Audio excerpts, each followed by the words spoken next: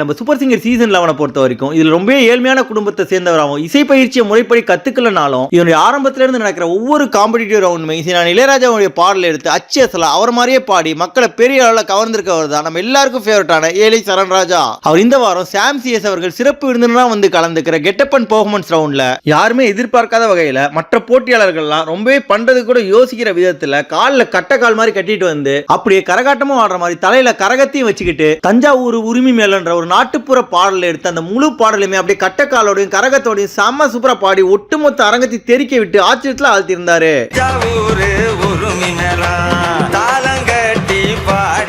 இந்த அசாத்தியமான பெர்ஃபார்மன்ஸ் பார்த்து அங்கிருந்த நடுவர்கள் மற்றும் சக போட்டியாளர்கள் எல்லாருமே ரொம்பவே ஆச்சரியத்தோட பாராட்ட அதுல குறிப்பா சிறப்பு விருந்தினரான சாம் சிஎஸ் அவர்கள் சொல்லும் போது நம்ம பார்க்கும் போதே அது கீழே விழுந்துருமோன்னு பயமா இருக்கு. ஆனா அவர் ரொம்பவே கான்சென்ட்ரேட் பண்ணி கட்டக்காலில் ஆடிக்கிட்டு தலையில கரகம் வச்சுக்கிட்டு பாடலையும் மறக்காம வேற லெவல்ல பாடி ஆயிருக்காரு. ரொம்ப சூப்பரா பண்ணியிருந்தீங்கன்னு சொல்லி பாராட்டி இருந்தாரு. அதை தொடர்ந்து பேசிய மிஸ்கின் அனுராதா ஸ்ரீராம் மற்றும் முனிகிருஷ்ணன் அவர்கள் சொல்லும் போது நீ பண்ணதுலேயே ரொம்பவே ஒரு வித்தியாசமான பெர்ஃபார்மன்ஸ், அதுவும் பாடலுடைய கொஞ்ச நேரம் இல்லாம முழு பாடலையும் கட்டக்கால் கரகத்தை வச்சு பாடினது ரொம்பவே பெரிய விஷயம் சொல்லி நம்ம சரண்ராஜா அவர்களை பாராட்டியிருக்காங்க.